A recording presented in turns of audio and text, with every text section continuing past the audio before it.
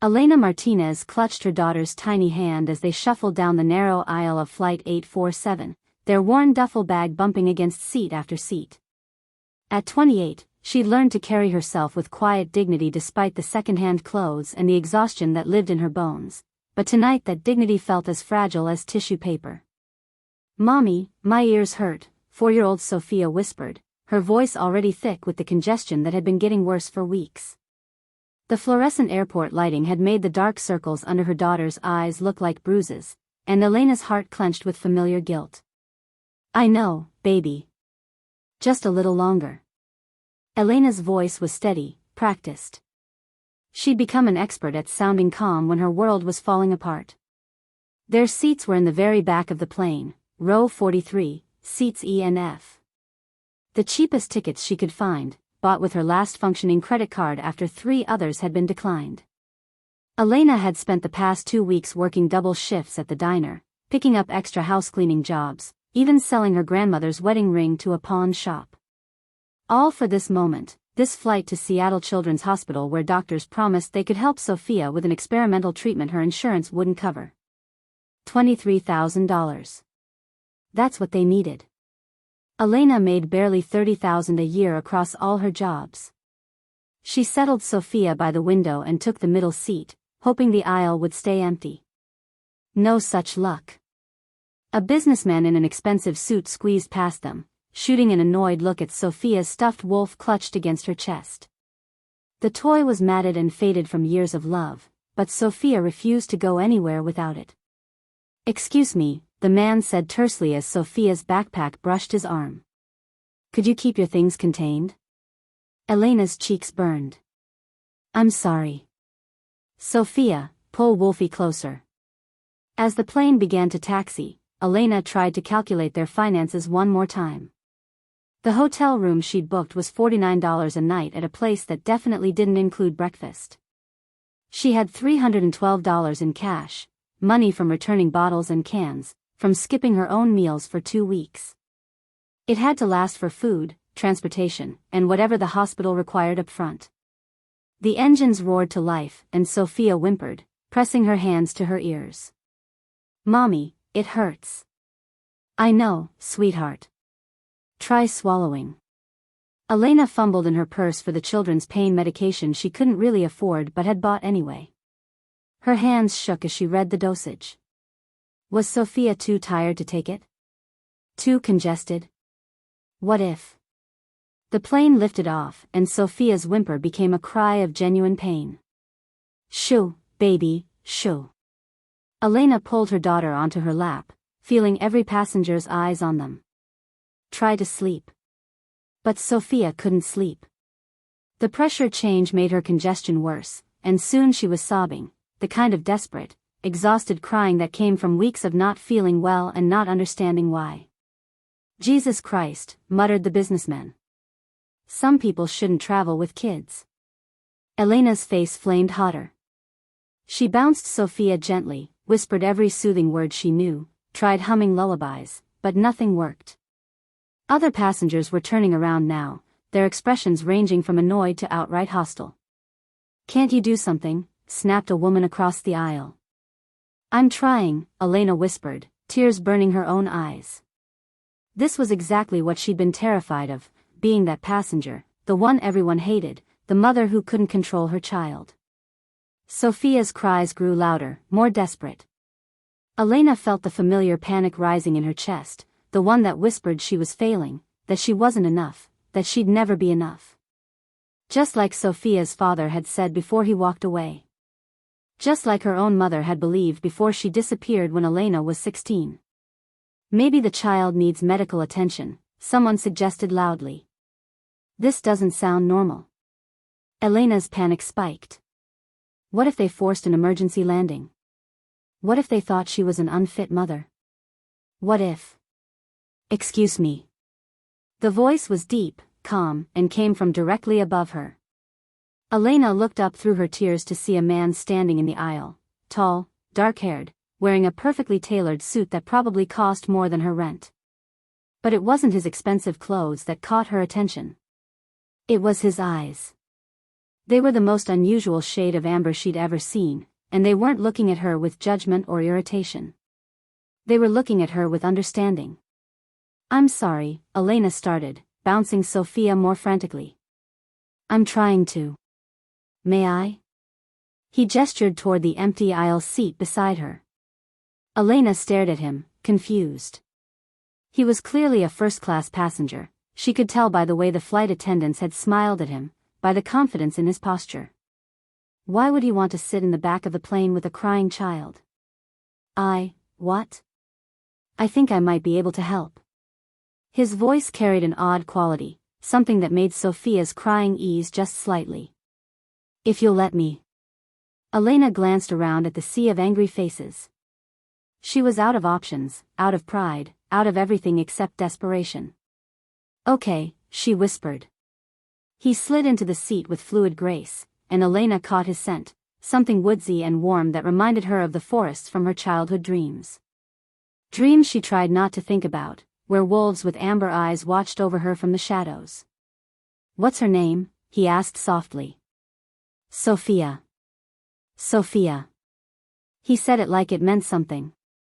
"That's a beautiful name." "Sofia, can you look at me?" To Elena's amazement, Sofia turned toward the stranger, her sobs reducing to hiccups. Her dark eyes, so much like Elena's own, fixed on his face with unusual focus. "Your ears hurt because we're very high up," he explained, his voice gentle but somehow commanding. "But I have something that might help." From his jacket pocket, he produced a pair of small, expensive-looking noise-canceling headphones, child-sized, Elena realized with shock. Who carried those around unless they had children? "These will help with the pressure," he said, carefully placing them over Sofia's ears. "And they'll make everything quieter." The effect was almost magical. Sofia's crying stopped entirely, replaced by wide-eyed wonder as the cabin noise disappeared. She touched the headphones with small fingers, looking between Elena and the stranger with something like hope. But he wasn't finished. From another pocket, he pulled out a soft travel blanket, cashmere, Elena thought, though she'd never actually touched cashmere, and tucked it gently around Sofia's shoulders. "Better?" he asked. Sofia nodded, then did something that made Elena's heart stop. She reached for the stranger's hand. "Thank you," Sofia whispered, and Elena realized she could hear her daughter's voice clearly even through the headphones. Somehow, this man had found headphones that dampened noise but not conversation. "You're very welcome, little wolf." Elena's breath caught.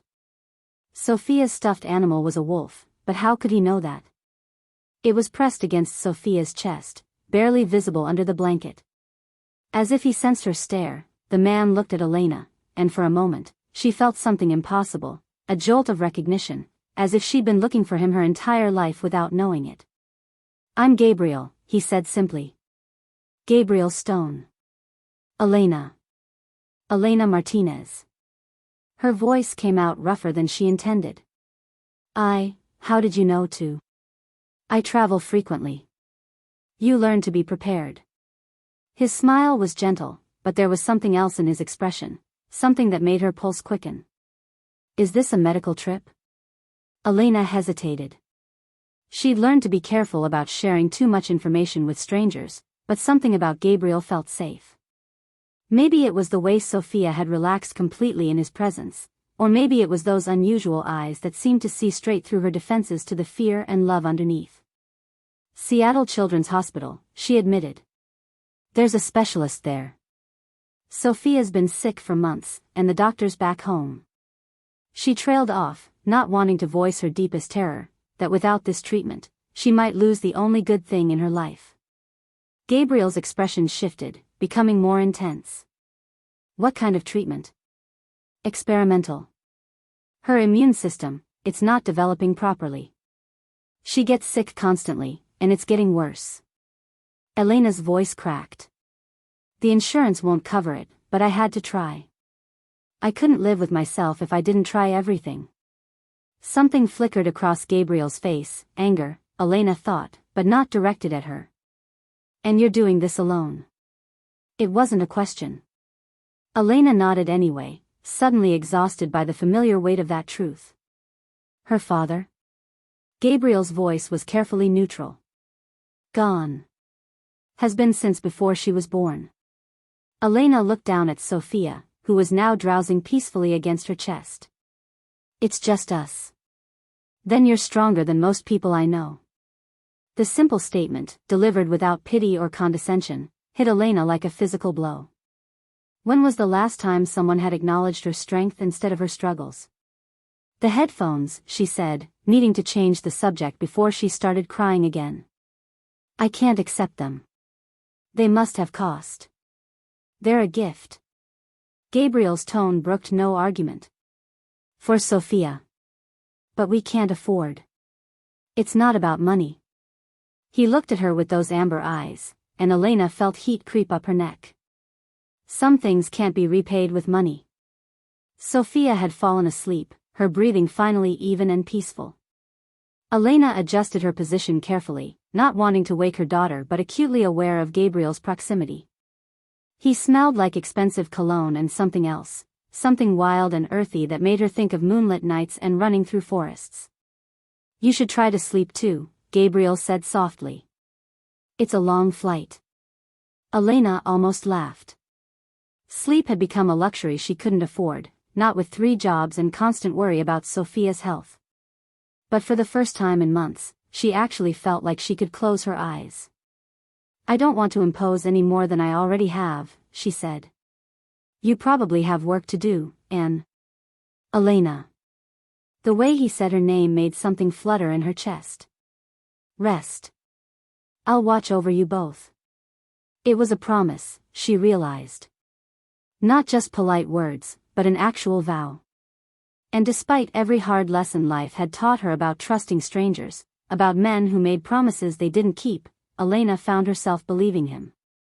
As she finally let her eyes drift closed, Sofia warm and peaceful in her arms, Elena felt something she hadn't experienced in years, the sensation of being protected.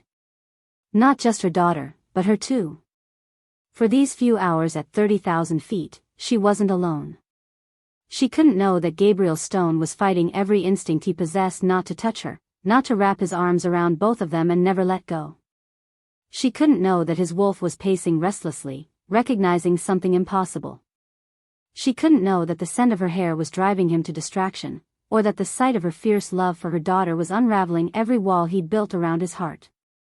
And she definitely couldn't know that in the space of 20 minutes, the most powerful werewolf on the West Coast had just found his mate. But as the plane flew through the darkness towards Seattle, carrying them all toward a destiny none of them could imagine, one thing was certain: Elena Martinez's nightmare was about to become the most beautiful dream of her life. If you are enjoying this video, do well to like this video and subscribe to this channel. Chapter 2. Elena woke to the gentle sound of Sofia's peaceful breathing and the low murmur of voices around her. For a moment, she couldn't remember where she was. The seat beneath her was too comfortable, the blanket too soft, the air too warm and welcoming. Then reality crashed back. The plane, Sofia's crying, the stranger with amber eyes who'd somehow made everything better. Gabriel. She opened her eyes slowly, expecting to find him gone, returned to wherever important men like him belonged. Instead, he was still there, reading what looked like financial reports on a tablet, a cup of coffee steaming on the armrest beside him. Morning light streamed through the airplane windows, casting everything in gold. How long was I asleep? Elena whispered, careful not to wake Sofia. Gabriel looked up, and his smile was warm enough to melt something frozen inside her chest. About 4 hours. You needed it. Elena tried to calculate how much time was left in the flight, but her thoughts felt sluggish. She'd slept more deeply than she had in months, and her body was reluctant to give up the luxury of rest. The flight attendant came by, Gabriel said quietly. There were some system errors with the seating arrangements. They've upgraded you and Sofia to first class for the remainder of the flight. Elena blinked, certain she'd misheard. I'm sorry, what? First class. More comfortable seats, better food, more space for Sofia to stretch out. Gabriel's expression was perfectly innocent, but something in his eyes suggested he knew exactly how improbable his explanation sounded. System errors, Elena repeated slowly. Airline computers are notoriously unreliable. Elena looked around, really seeing her surroundings for the first time. They were no longer in row 43. The seats around them were wide and luxurious, with actual legroom and individual entertainment screens. A flight attendant was approaching with a warm smile and what looked like freshly squeezed orange juice on a silver tray. "Mr. Stone," the attendant said cheerfully, "we have the breakfast service ready whenever you'd like. And we have some coloring books and puzzles for the little one when she wakes up." Elena's heart hammered against her ribs. This wasn't a system error. This was Gabriel using his influence, his money, his connections to help them. And while part of her, the part that had been taking care of herself since she was 16, wanted to protest, the larger part was simply grateful that Sofia would wake up comfortable instead of cramped. "Thank you," Elena said to the attendant, then turned to Gabriel as the woman moved away. "You didn't have to do this." "I didn't do anything. The airline made an error and corrected it." Gabriel's tone was mild, but there was something beneath it, a quiet intensity that made Elena's pulse quicken.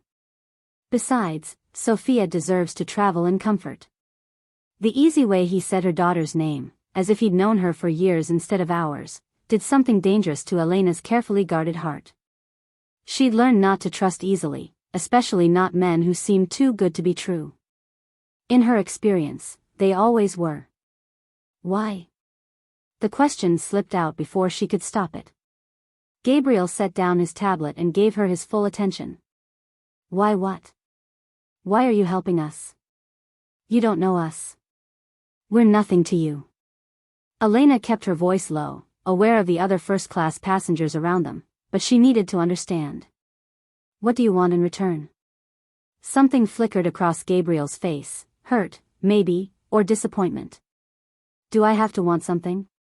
In my experience? Yes." Elena's voice was steadier than she felt. "Men always want something." Gabriel was quiet for a long moment, studying her face with those unusual amber eyes. When he spoke, his voice was gentle but firm. "Not all men are like Sofia's father." Elena's breath caught. How did he know? She hadn't said anything specific about Sofia's father beyond the fact that he was gone. "I never told you. You didn't have to. The way you flinch when someone offers help, the way you apologize for taking up space, the way you're looking at me right now like I'm going to hurt you." Gabriel's voice was soft, but each word hit like a physical blow. "Someone taught you that you weren't worth protecting. Someone made you believe that kindness always comes with a price." Elena felt exposed, as if he could see straight through every defense she'd built. "You don't know anything about me. I know you work 3 jobs to take care of your daughter. I know you sold everything you own to get her the medical care she needs. I know you haven't eaten a full meal in weeks because you gave your food to her." Gabriel leaned forward slightly, his voice dropping even lower. "I know you're the strongest person I've ever met, and I know that someone was an idiot to walk away from you and Sofia." Tears burned Elena's eyes.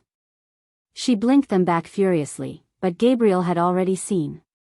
"I lost my parents when I was 12, he said quietly. "Car accident. Drunk driver hit them head-on while I was at a friend's house. One minute I had a family, the next minute I was in foster care with nothing but the clothes on my back." Elena's anger dissolved, replaced by sympathy. "Gabriel, I'm sorry. I built my company from nothing because I understood what it felt like to have nothing. And maybe..." He paused, seeming to choose his words carefully. "Maybe I help people like you because I remember what it felt like to be afraid and alone." There was something in his voice, something that suggested his story went deeper than he was telling, but Elena found herself believing him. More than that, she found herself wanting to comfort him the same way he'd comforted her. 3 jobs, she said finally, accepting his olive branch. Waitressing at Murphy's Diner, cleaning offices at night, and weekend shifts at a grocery store. Sofia's father, she stopped, swallowed hard. "When I told him I was pregnant, he said he wasn't ready to be tied down. He was gone by morning." "How far along were you?" 3 months. I'd already started to show." Elena's hand moved instinctively to her stomach, remembering. I was so scared. I was only 23, working part-time at a coffee shop, living in a studio apartment I could barely afford. But the moment I saw her on the ultrasound. You knew you'd do anything to protect her. Everything. Elena looked down at Sofia, still sleeping peacefully in her arms. She's the best thing that ever happened to me. Even when things got really bad, even when I didn't know how we were going to make it, she was worth it. She's lucky to have you. Elena almost laughed. Lucky? I can't afford her medical bills. I work myself to exhaustion and still can't give her the life she deserves. Half the time I feel like I'm failing her. Elena. Gabriel's voice carried that same commanding quality that had calmed Sofia's crying. Look at me. Reluctantly, Elena raised her eyes to his. You are not failing her. You're here, on a plane to Seattle, fighting for her life with everything you have. That's not failure. That's love. Before Elena could respond, Sofia stirred in her arms, making a small sound of distress. Both Elena and Gabriel reached for Sofia's stuffed wolf at the same time, their hands colliding as the toy started to slip from the seat. The moment their skin touched, Elena felt it, a jolt of electricity that raced up her arm and straight to her heart.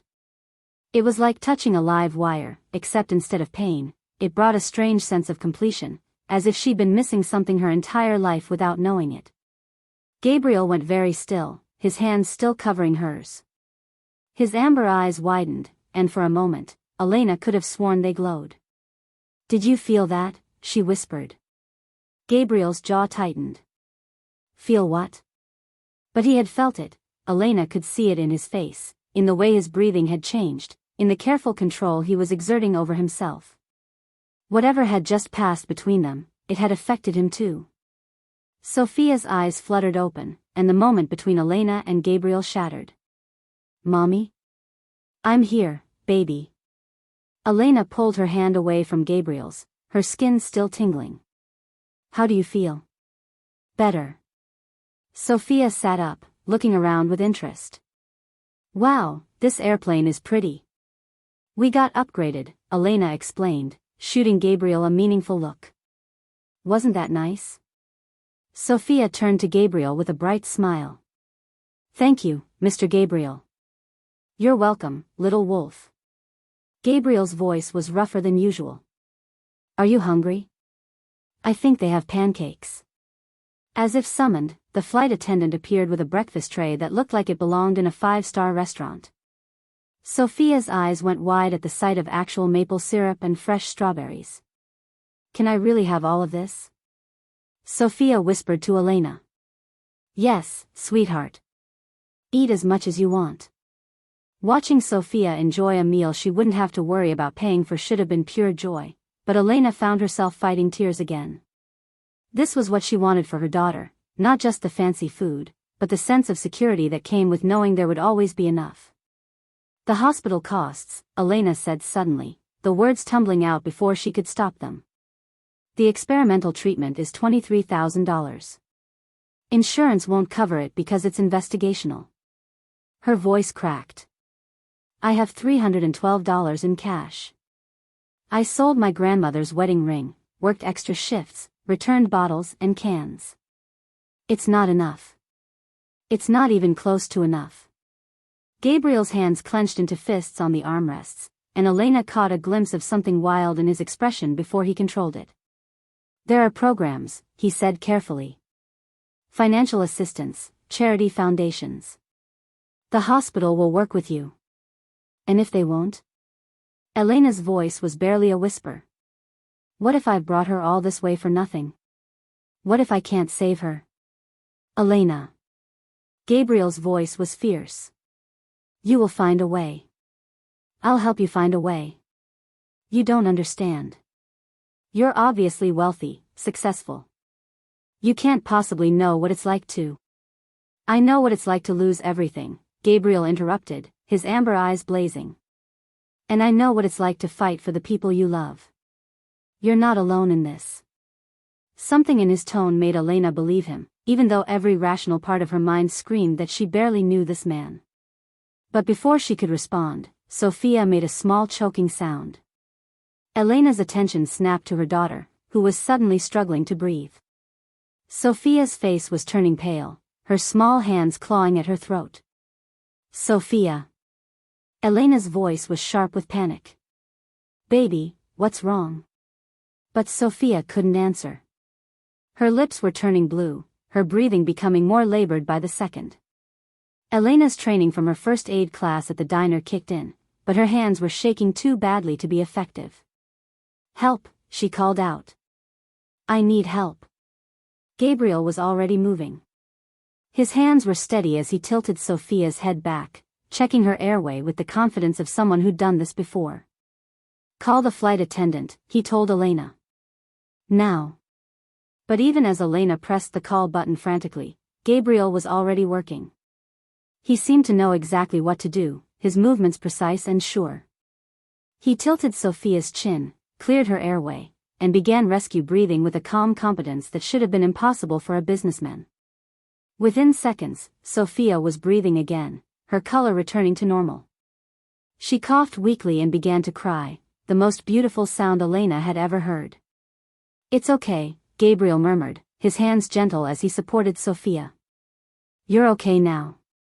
The flight attendant arrived with the portable oxygen and a first aid kit, followed quickly by a passenger who identified herself as an emergency room nurse. But Sofia was already breathing normally, clinging to Elena and sobbing. What happened? The nurse asked, checking Sofia's pulse. I don't know, Elena said, her voice shaking. She was eating, and then she just couldn't breathe. Could have been a piece of food that went down wrong, the nurse said, but she looked puzzled. Though usually that takes longer to resolve. You acted very quickly, sir. Gabriel nodded tersely. I have some medical training. It was a lie, Elena could sense it somehow. Gabriel had known what was wrong with Sofia before anyone else had even noticed she was in distress. He'd moved too quickly, acted too surely. It was as if he'd sensed her daughter's distress before it was visible. For the rest of the flight, Elena held Sofia close, trying not to think about what might have happened if Gabriel hadn't been there. The medical emergency had shaken her more than she wanted to admit, not just because of the danger to Sofia, but because of how Gabriel had handled it. There was something about him, something that didn't quite add up. When they finally landed in Seattle, paramedics were waiting at the gate, standard procedure after a medical incident on a flight. Elena expected Gabriel to disappear, to return to his important life and leave them to deal with the aftermath alone. Instead, he stayed by their side, carrying their bag, speaking quietly to the paramedics, making sure they had everything they needed. As they wheeled Sofia to the ambulance for a precautionary check, Elena felt overwhelmed by gratitude and confusion in equal measure. Mr. Gabriel, Sofia said sleepily from the gurney, reaching for his hand. Thank you for helping me breathe. Gabriel took her small hand gently, and Elena saw something shift in his expression, something protective and fierce and utterly devoted.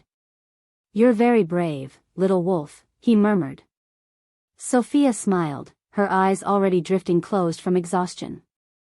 But just before she fell asleep, she said something that made Elena's blood run cold. You smell like the wolves in my dreams. The ones who protect me. Elena froze. Sofia had been having those dreams since she was 2 years old, vivid, detailed dreams about wolves with amber eyes who watched over her in a dark forest. Dreams that had been so frequent and so realistic that Elena had actually taken her to a child psychologist, worried about nightmares. But Sofia had never been afraid of the dream wolves. She'd always said they were keeping her safe.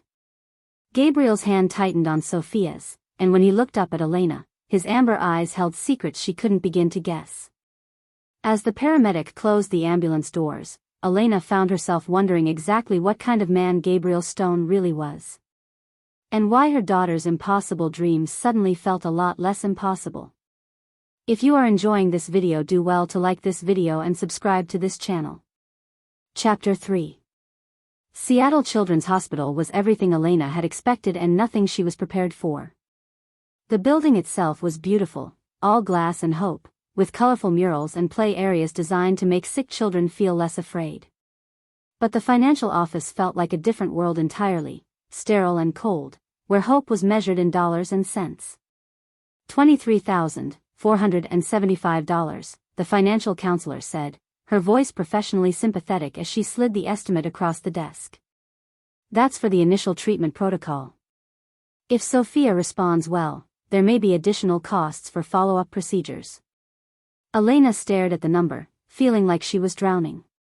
She'd known it would be expensive, but seeing it written down made it feel impossibly real.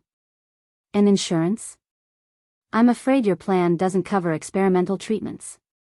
We can set up a payment plan, but we do require a minimum down payment of $15,000 before we can begin treatment. $15,000. Elena had $312 in her purse and maxed out credit cards. She might as well need $15 million. How long do I have to arrange the payment? Elena's voice sounded steadier than she felt. Dr. Patel wants to begin treatment as soon as possible. Sofia's condition has been stable since the incident on the plane, but her immune system is still severely compromised. I can give you 24 hours to secure financing. 24 hours to find $15,000. Elena nodded numbly and signed the papers that needed to be signed, her hand shaking slightly as she wrote her name. She was still sitting in the financial office, staring at the paperwork, when Gabriel appeared in the doorway. He'd changed from his expensive suit into jeans and a dark sweater, but somehow he looked even more imposing than he had on the plane. There was something about the way he moved, the way he seemed to command space without saying a word. How did it go? He asked softly. Elena looked up at him, this stranger who'd somehow become her lifeline, and felt her carefully maintained composure crack. $15,000. Down payment. By tomorrow. Gabriel's jaw tightened, and for a moment, Elena saw that wild intensity she'd glimpsed on the plane. And if you can't? They can't start treatment. Elena's voice was barely a whisper. I brought her all this way for nothing. Elena. Gabriel knelt beside her chair, bringing his amber eyes level with hers. Look at me. She did, and found herself caught by the steady certainty in his gaze. This is not over. Do you understand me? We're going to find a way. Before Elena could ask what he meant by we, the financial counselor returned with a surprised expression on her face. Ms. Martinez? I just received a call from our foundation office. It seems you qualify for emergency assistance through the Stone Foundation's Children's Medical Fund. They're prepared to cover the full cost of Sofia's treatment. Elena's heart stopped. I'm sorry, what? It's quite unusual. Typically these applications take weeks to process, but they've fast-tracked your case. Something about Sofia's specific condition falling under their priority guidelines. The woman was clearly as confused as Elena. It's a full scholarship. No payment required. Elena turned to look at Gabriel, who was studying a spot on the wall with intense concentration. Gabriel. It's a legitimate foundation, he said quietly. They help children who need medical care their families can't afford. The Stone Foundation.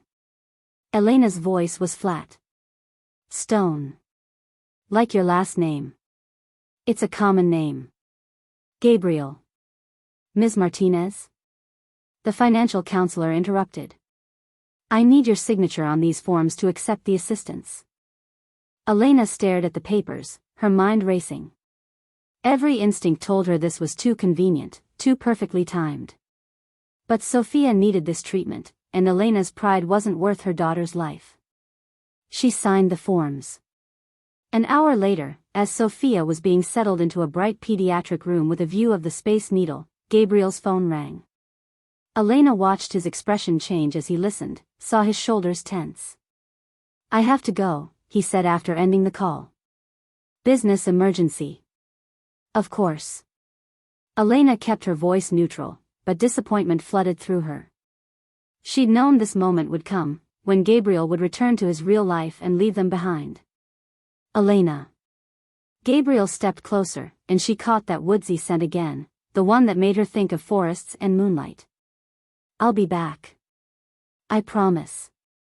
You don't have to promise me anything. You've already done more than enough. I keep my promises. There was something fierce in his voice, something that made Elena believe him despite her better judgment. He kissed Sofia's forehead gently, whispering something Elena couldn't hear, then headed for the door. At the threshold, he turned back. Trust me, he said simply, and then he was gone. Elena watched from the window as Gabriel climbed into a black SUV with tinted windows. As it pulled away, she could have sworn she saw other similar vehicles following it, like some kind of convoy.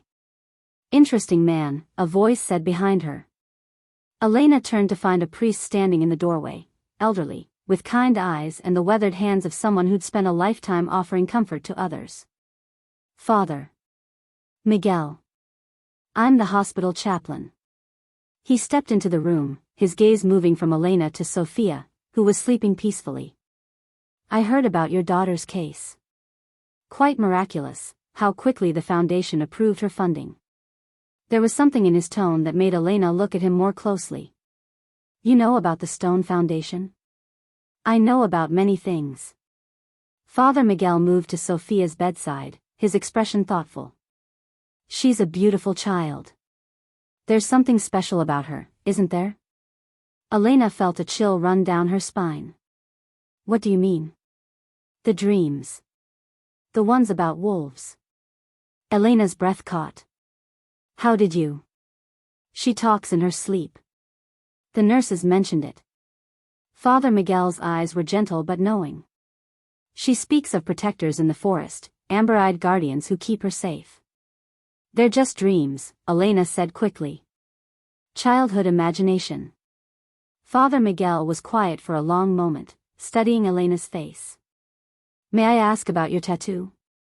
Instinctively, Elena's hand moved to her shoulder, where a small crescent moon had been inked into her skin since she was 18.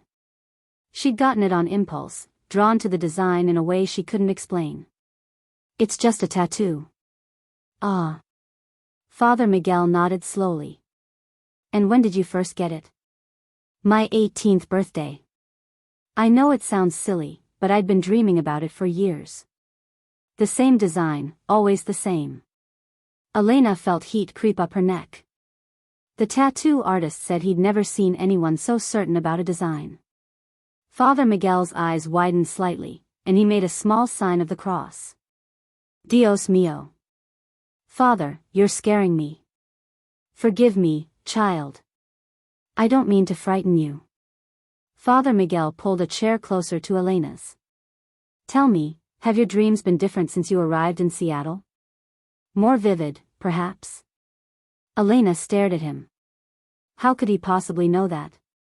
Since stepping off the plane, her sleep had been filled with the most intense dreams of her life, running through moonlit forests, hearing the howls of wolves in the distance, feeling a pull towards something she couldn't name.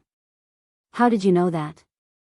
Because some bloodlines are drawn to certain places. And some gifts only awaken when they're near others of their kind. I don't understand what you're talking about. Father Miguel stood and moved to the window, gazing out at the Seattle skyline. Your daughter's recovery has been remarkable. The doctors are calling it unprecedented. Her immune system has strengthened dramatically in just a few hours. It was true. Elena had spoken with Dr. Patel an hour ago, and Sofia's latest blood work showed improvements that should have taken weeks, not hours. Sometimes, Father Miguel continued, healing happens when someone with the gift touches someone who needs healing. Especially when there's a blood connection. A blood connection? Between family lines. Between those who share certain, inherited traits.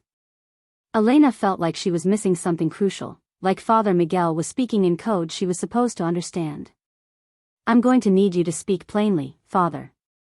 Before he could answer, Sofia stirred in her sleep, murmuring something Elena couldn't quite catch. Father Miguel moved closer to the bed, his expression sharpening.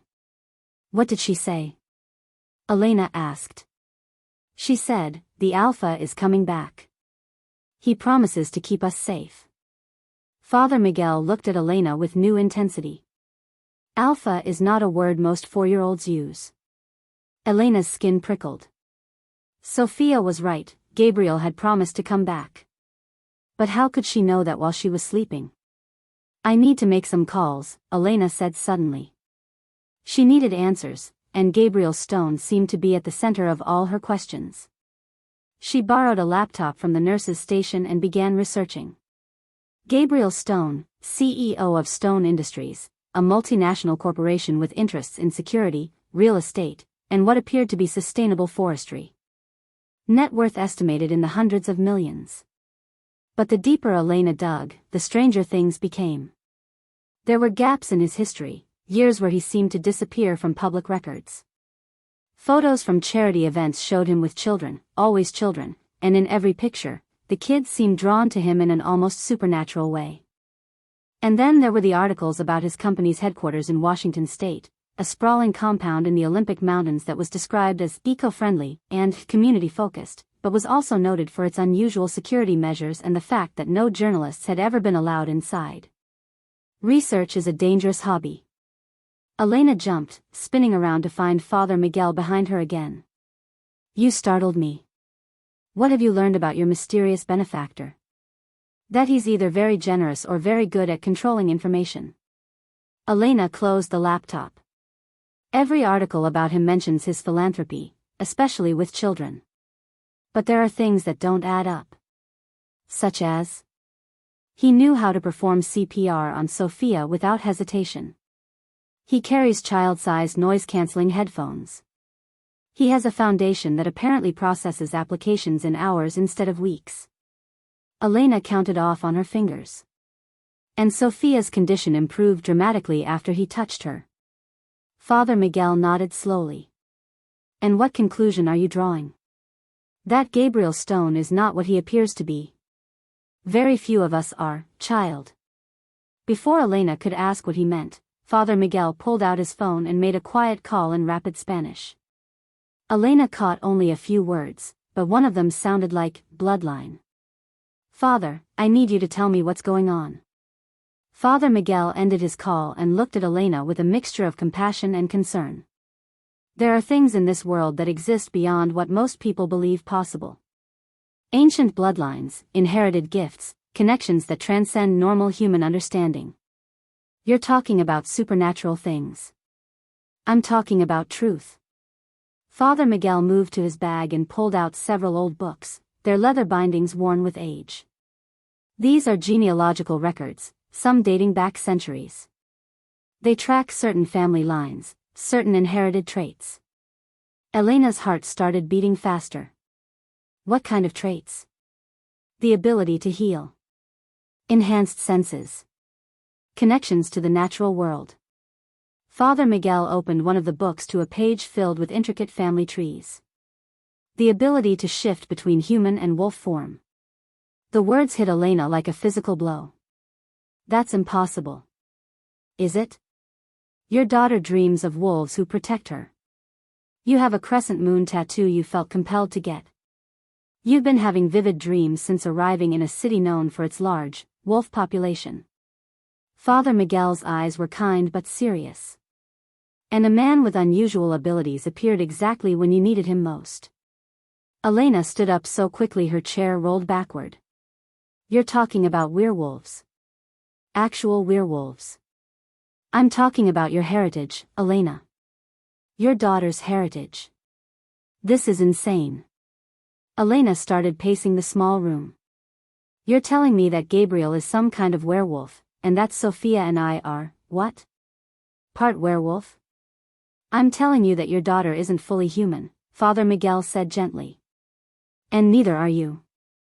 Elena opened her mouth to argue, to deny everything he was saying, but the words died in her throat. Because somewhere deep inside, in a place she'd never acknowledged, his words felt true. Before I can explain more, Father Miguel continued, I need to make sure you're both safe. If I'm right about your bloodline, there are others who will be looking for you. What others? Father Miguel never got the chance to answer. The hospital lights suddenly went out, plunging the room into darkness. Emergency lighting flickered on, casting eerie shadows across the walls. Stay with Sofia, Father Miguel commanded, his voice sharp with authority Elena hadn't heard before. Through the window, Elena could see dark figures moving across the hospital parking lot, their movements too fluid, too coordinated to be normal security. And they were all heading for the hospital entrance.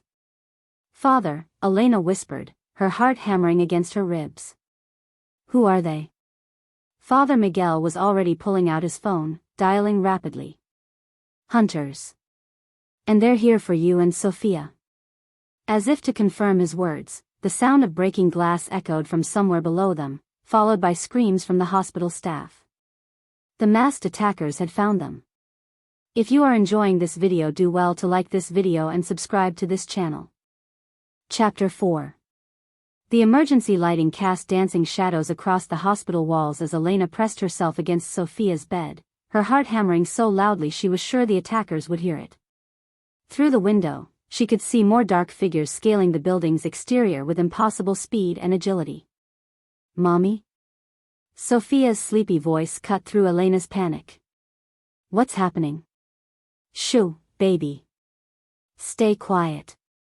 Elena lifted Sofia from the bed, wrapping the hospital blanket around her daughter's small frame. "We need to be very quiet right now." Father Miguel was speaking rapidly into his phone, switching between English and what sounded like Latin. "They've breached the first floor," he whispered to Elena. "We need to move. Now." The sound of gunfire echoed from somewhere below, followed by inhuman roars that made Elena's blood run cold. Whatever was happening in the hospital, it wasn't human. "The stairs," Father Miguel said, moving toward the door. "There's a service elevator at the end of the..." The door to Sofia's room exploded inward, torn completely off its hinges. 3 figures in dark tactical gear poured through the opening, their movements too fluid, too predatory to be entirely human. The leader removed his helmet, revealing a face that was handsome in a cold, cruel way, with eyes that glowed amber in the emergency lighting. "Elena Martinez," the man said, his voice carrying an accent Elena couldn't place. "And the little moon child. Victor will be so pleased." "Stay back," Elena warned, clutching Sofia tighter. "I've called security." The man laughed, a sound like breaking glass. "Your human security cannot help you now. You belong to us, whether you know it or not." Father Miguel stepped forward, pulling something from beneath his robes, a silver cross that seemed to emit its own light. "You have no claim here, demon. This is sacred ground." "Sacred ground means nothing when there's a war to win, priest." The leader's eyes fixed on Sofia, who was trembling against Elena's chest. "The child's bloodline will secure our pack's dominance for generations." Elena felt Sofia's small body go rigid with fear, and something primal surged through her, a protective fury unlike anything she'd ever experienced. "You will not touch my daughter." The words came out with more force than Elena had intended, carrying an authority that seemed to surprise even the attackers. The leader's eyes narrowed, studying Elena with new interest. "So the bloodline is awakening. Even better." He gestured to his companions. "Take them both. Kill the priest." The attackers moved with inhuman speed, but they never reached their targets. Gabriel came through the window like an avenging angel, shattering the reinforced glass as if it were paper. Elena had seen him move quickly before, but this was something else entirely, a blur of motion that defied physics. He landed in a crouch between Elena and the attackers, and when he rose to his full height, his amber eyes were glowing like molten gold. "Get away from them," Gabriel snarled, and his voice carried a resonance that made the walls vibrate. The lead attacker smiled coldly. "Gabriel Stone. Victor sends his regards." Victor always was a coward, sending others to do his dirty work. Gabriel's hands had changed, Elena realized with growing horror. His fingernails had lengthened into claws, and when he moved, it was with the predatory grace of a wolf.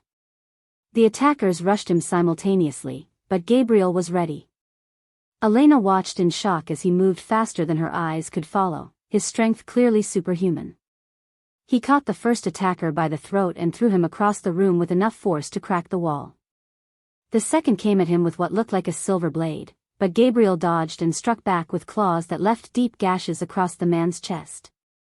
But it was when the third attacker went for Sofia that Gabriel truly revealed what he was. The man lunged toward Elena and her daughter, silver claws extended. Gabriel's roar of fury shook the entire building, and before Elena's disbelieving eyes, he began to change. His features elongated, his muscles rippled and grew, and fur began to sprout along his arms and neck. His amber eyes blazed with inhuman fire as he partially shifted into something between man and wolf. Gabriel caught the attacker in mid-leap, his partially transformed claws tearing through the man's throat with surgical precision. The other two attackers backed away, their earlier confidence evaporating in the face of Gabriel's raw power. "Tell Victor," Gabriel growled, his voice distorted by the partial shift, "that if he comes for my maiden child again, I will tear his pack apart piece by piece." The remaining attackers fled through the shattered window, moving with the same impossible speed they'd arrived with. Gabriel stood in the center of the destroyed room, his chest heaving, slowly returning to human form. Blood dripped from his claws, and his eyes still glowed with residual fury. When he turned toward Elena, she saw the exact moment he realized what she'd witnessed. "Elena." His voice was rough, desperate. "Let me explain. Stay away from us." Elena's voice was barely a whisper, but it carried the weight of absolute terror. "Just stay away." She'd seen this before, in nightmares that had plagued her childhood. The transformation, the glowing eyes, the inhuman strength. Her mother had called them night terrors, but Elena had always known they felt too real, too vivid to be just dreams. "You're one of them," she breathed, backing toward the door with Sofia clutched against her chest. "You're a monster." Gabriel's face crumpled as if she'd struck him. "Elena, please.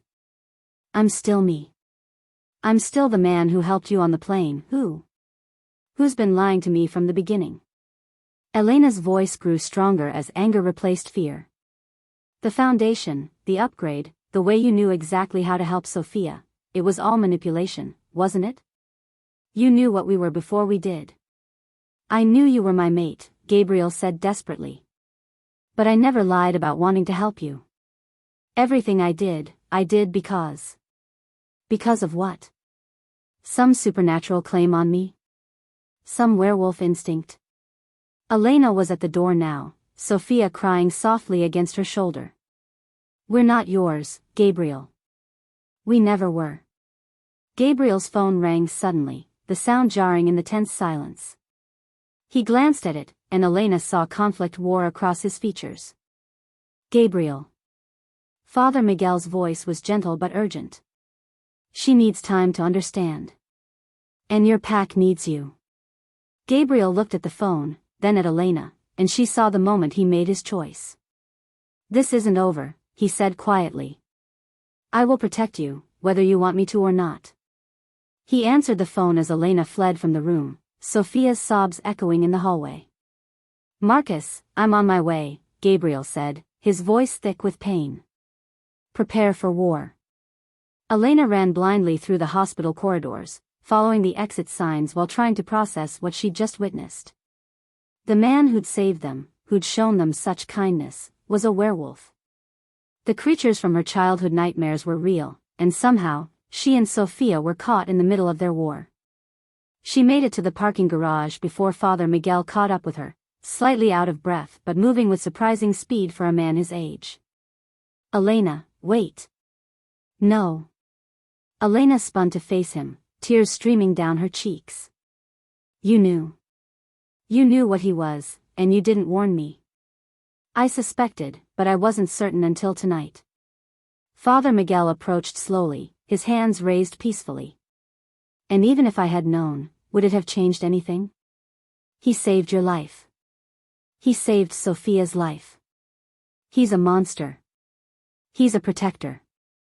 Father Miguel's voice was firm. "There's a difference, child, and you need to understand it if you're going to survive what's coming." Elena sank onto a concrete bench, exhaustion and shock finally overwhelming her. Sofia had stopped crying but was clinging to Elena with desperate strength. "What am I supposed to do now?" Elena whispered. "Those men said Sofia and I belong to them. That we have some kind of bloodline. What does that even mean?" Father Miguel sat beside her, pulling out one of his old books. It means you're descended from an ancient line of werewolf guardians. Your ancestors were human, but they bonded with werewolf packs, serving as healers and protectors of pack children. That's impossible. Is it? You've always felt different, haven't you? Drawn to the forest, to the moon? Your dreams of wolves weren't nightmares, Elena, they were memories, passed down through your bloodline. Elena thought of her childhood, of the inexplicable pull she'd always felt toward wild places, toward the night sky. But I'm human. Mostly. But the blood runs true, and it awakens when you meet your destined mate. Father Miguel's expression grew grave. Gabriel didn't choose you randomly, Elena. You're bound by something far older than human understanding. And Sofia? Sofia inherited an even stronger gift. She's what we call a moon child, a human with the ability to heal and strengthen werewolves through touch.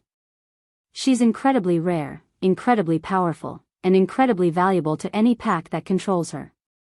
Elena's blood ran cold. That's why those men came for us. Victor Kane leads a pack that's been at war with Gabriel's for decades. If he can claim you and Sofia, he can use your bloodline to strengthen his pack and weaken Gabriel's. Father Miguel closed the book. You're not just Gabriel's mate, Elena. You're the key to ending a war. I don't want to be anyone's key, Elena said fiercely. I just want to keep my daughter safe. Then you need to embrace what you are. The dormant abilities in your bloodline are your best protection. As if summoned by his words, Elena heard the sound of vehicles approaching the parking garage, multiple engines, moving fast.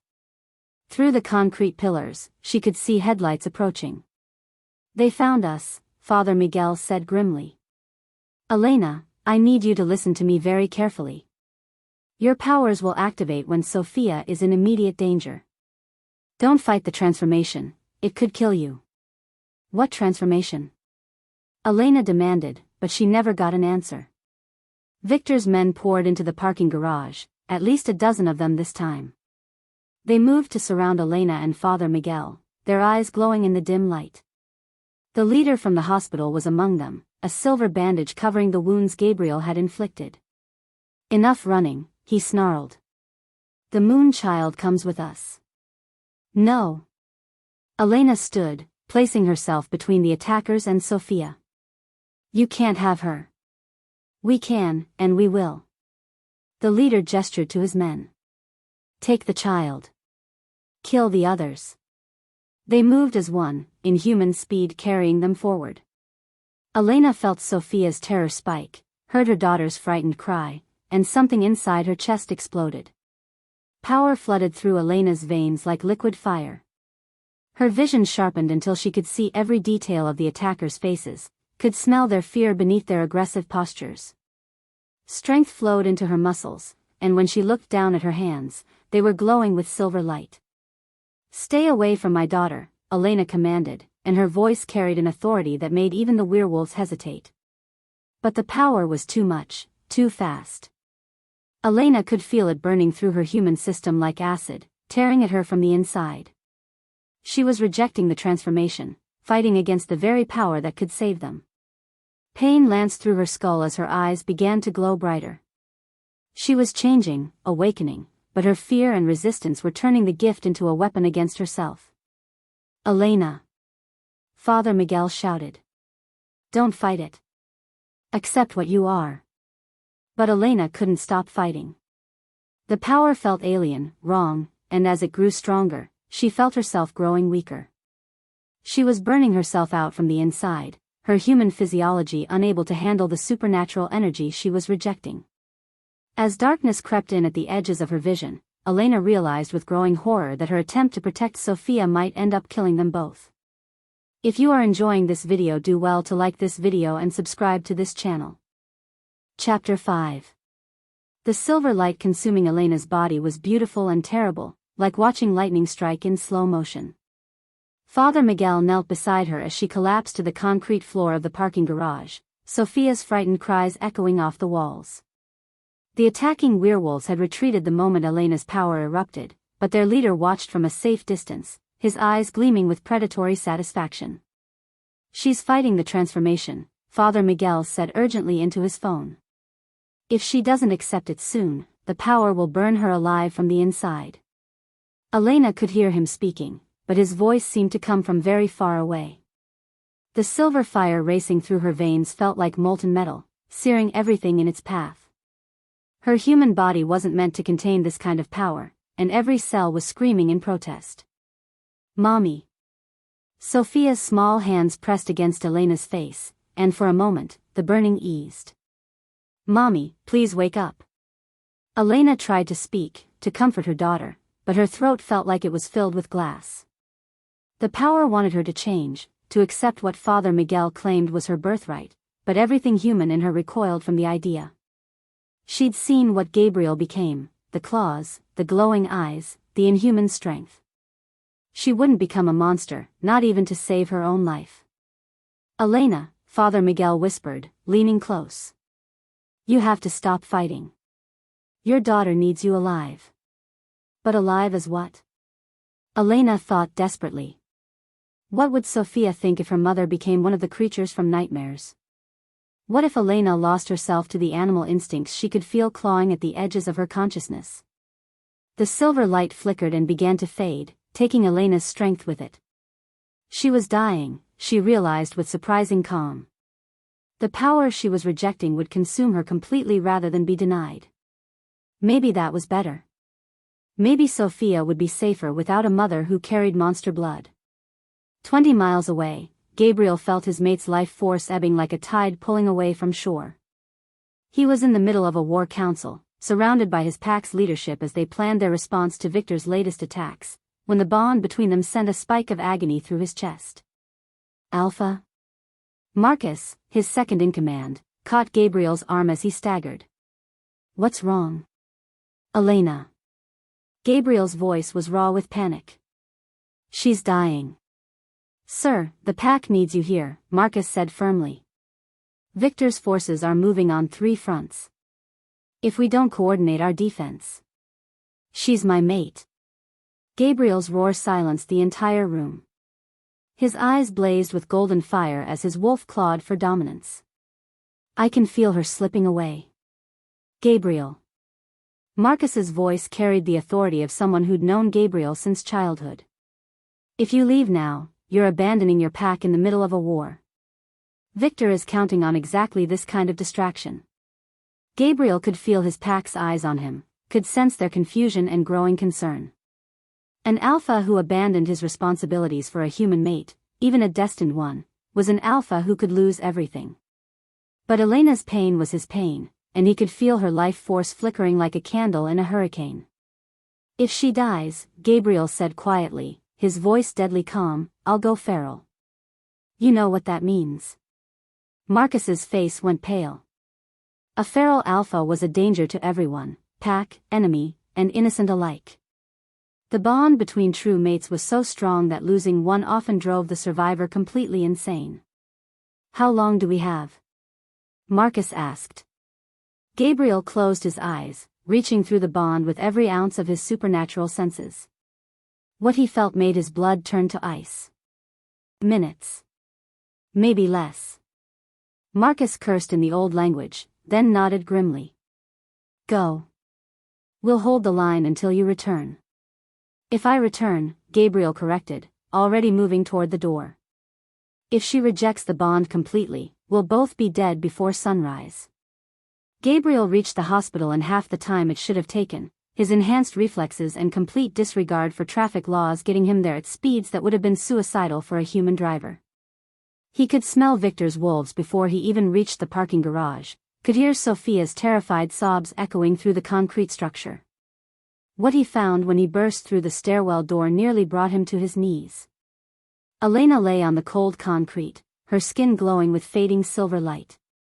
Father Miguel knelt beside her, pressing his hands over her heart in what looked like the last rites. Sofia sat next to her mother's head, tears streaming down her face as she stroked Elena's hair. "Elena." Gabriel dropped to his knees beside her, his hands hovering over her body, afraid to touch and cause more pain. "Elena, can you hear me?" Her eyes fluttered open, focusing on his face with visible effort. Gabriel? Her voice was barely a whisper, rough and broken. You came back. I promised I would. Gabriel's own voice cracked as he took in her condition. The power burning through her was consuming her from within, and he could see the exact moment when she decided to let it kill her rather than embrace it. I'm sorry, Elena breathed. I can't. I can't be what you need me to be. I can't become a monster. You're not a monster. Gabriel's tears fell onto her face, mixing with her own. You're the strongest, most beautiful person I've ever known. Human or wolf, that doesn't change. Elena's hand found his, her fingers ice-cold despite the fire burning through her veins. Sofia will be better without me. Safer. No. Gabriel's voice was fierce. Sofia needs her mother. I need you. Please, Elena. Let me help you. I don't know how, Elena admitted, and Gabriel could hear the longing in her voice, the part of her that wanted to live, wanted to accept what she was, but didn't know how to let go of her fear. You have to accept the bond, Gabriel said desperately. Accept me, accept what we are together. Let me share your burden. Elena's eyes filled with fresh tears. What if I lose myself? What if I become something that hurts people? Then I'll help you find yourself again. Every day, for the rest of our lives. Gabriel leaned down until his forehead touched hers. I'd rather spend one day as your true mate than a lifetime without you.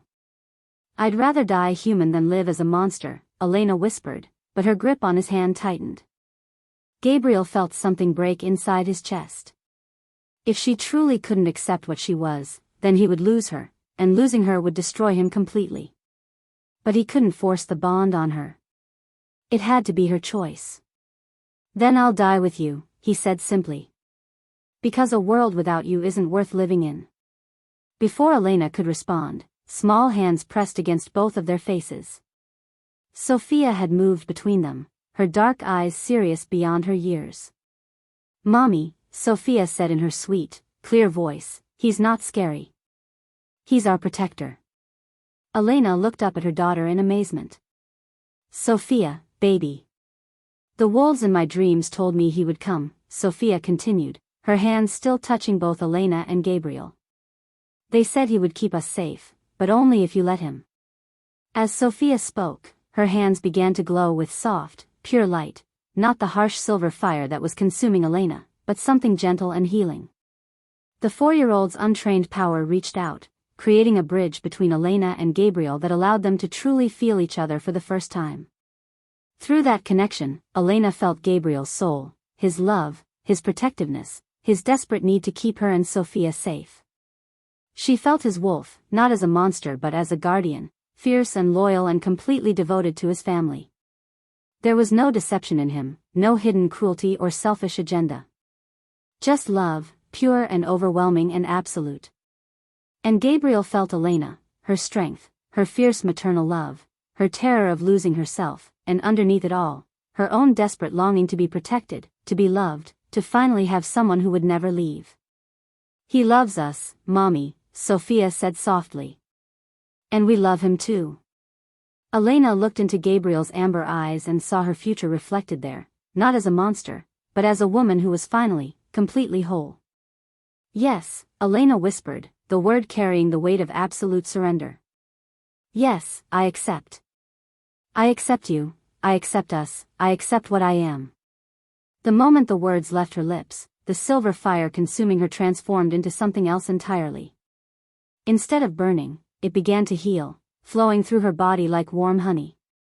The bond between her and Gabriel snapped into place with an almost audible click, and suddenly Elena could feel everything, his relief, his joy, his overwhelming love washing over her in waves.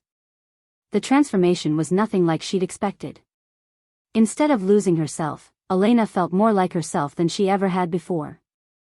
The wolf spirit settling into her soul didn't feel foreign or monstrous, it felt like coming home. Gabriel's eyes blazed with golden light as their bond completed itself, and Elena felt power flow between them like an electric current.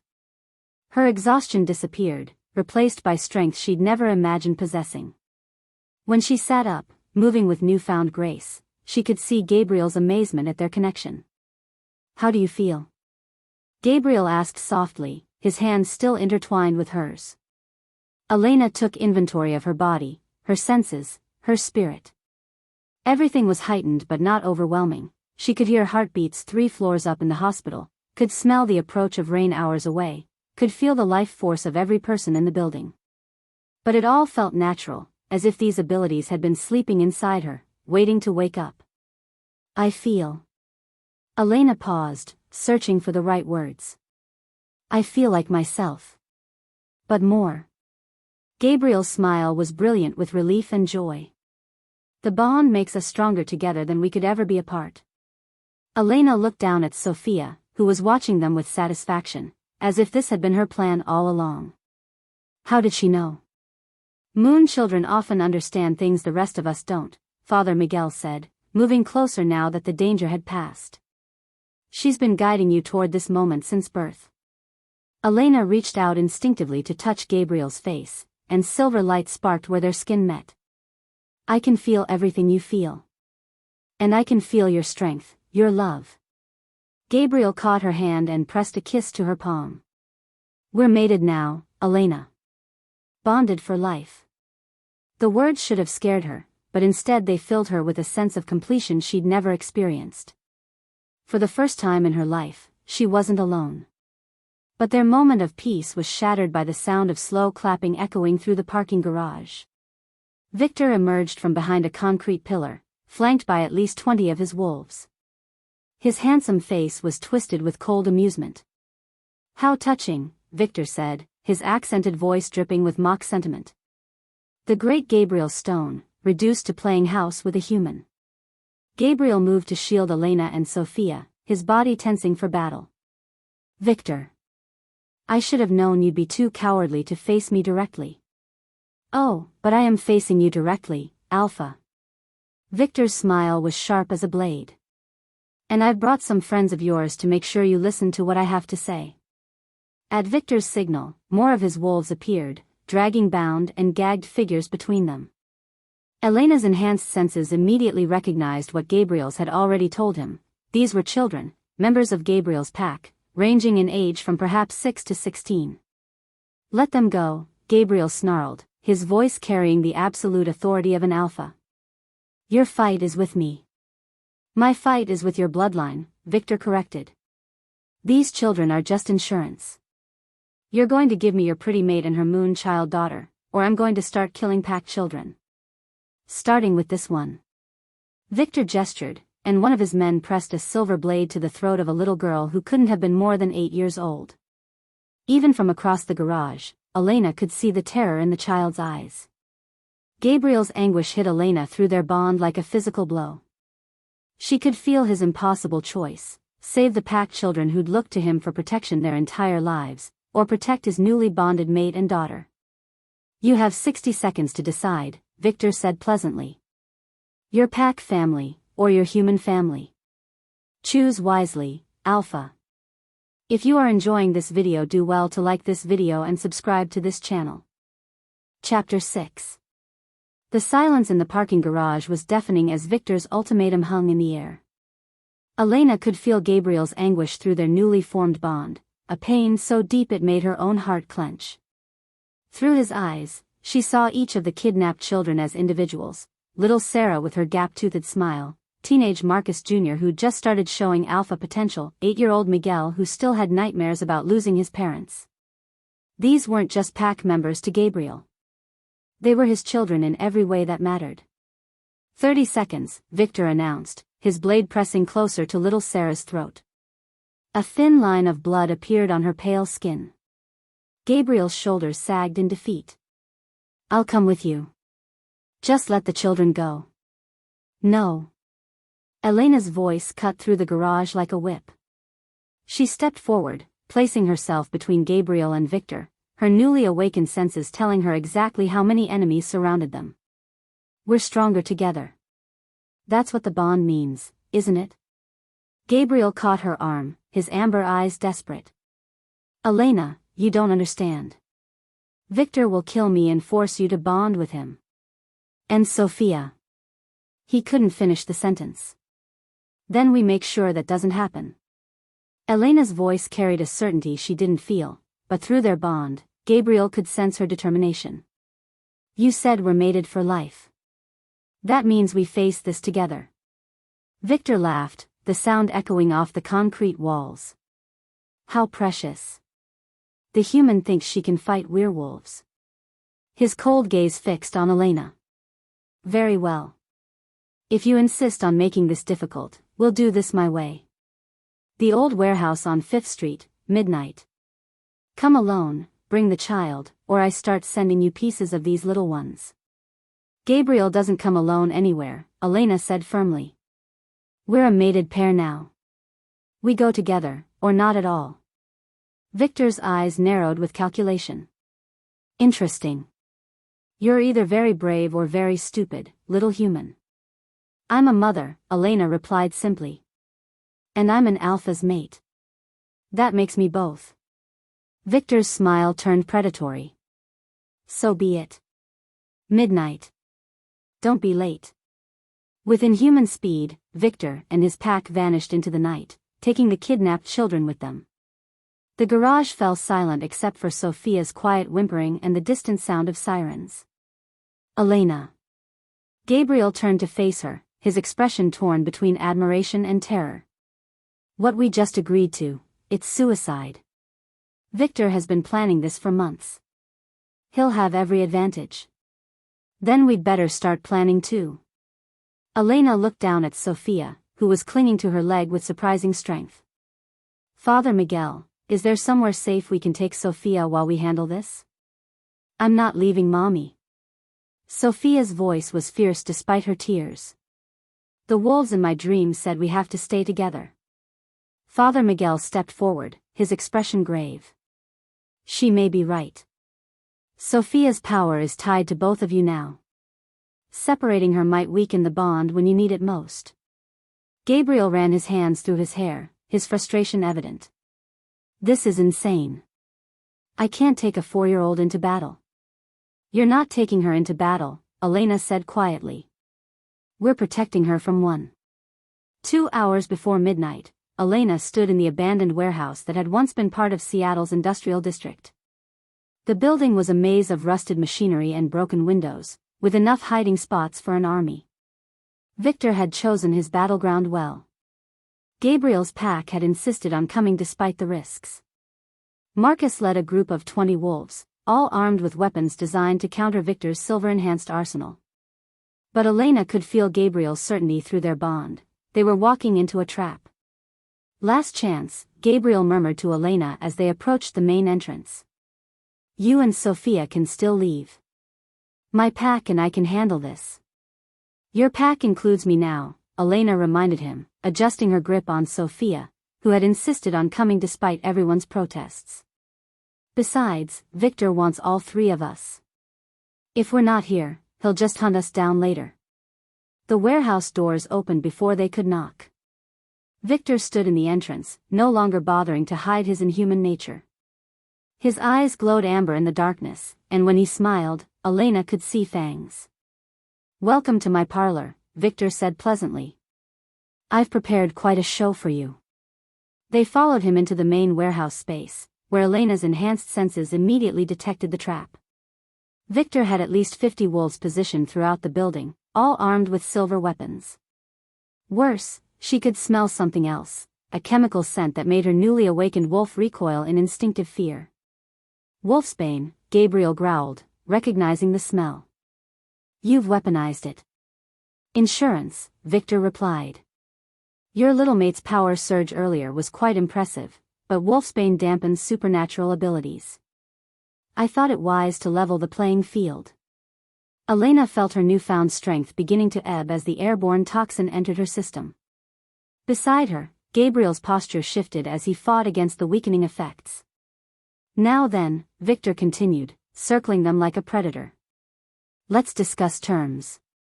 Gabriel, you're going to submit to execution like the failure of an alpha you are. Elena, you're going to accept me as your mate, willingly, or I'll make you watch as I torture your daughter. And Sofia? Elena asked, though she dreaded the answer. Victor's smile turned genuinely fond as he looked at the little girl. Sofia will be raised as my heir. With proper training, she'll become the ultimate weapon, a moon child who can heal my pack and destroy my enemies. The perfect tool for establishing werewolf dominance over the human world. Over my dead body, Elena snarled, surprising herself with the venom in her voice. That can be arranged, Victor replied pleasantly. But first, Gabriel's execution. Kneel, Alpha. Gabriel's muscles tensed for battle, but Elena could feel his despair through their bond. Even weakened by the wolfsbane, Victor's pack outnumbered them 3-1. And if Gabriel fought, the children would die. I said kneel. Victor's voice carried the supernatural command of an alpha, backed by decades of dominance.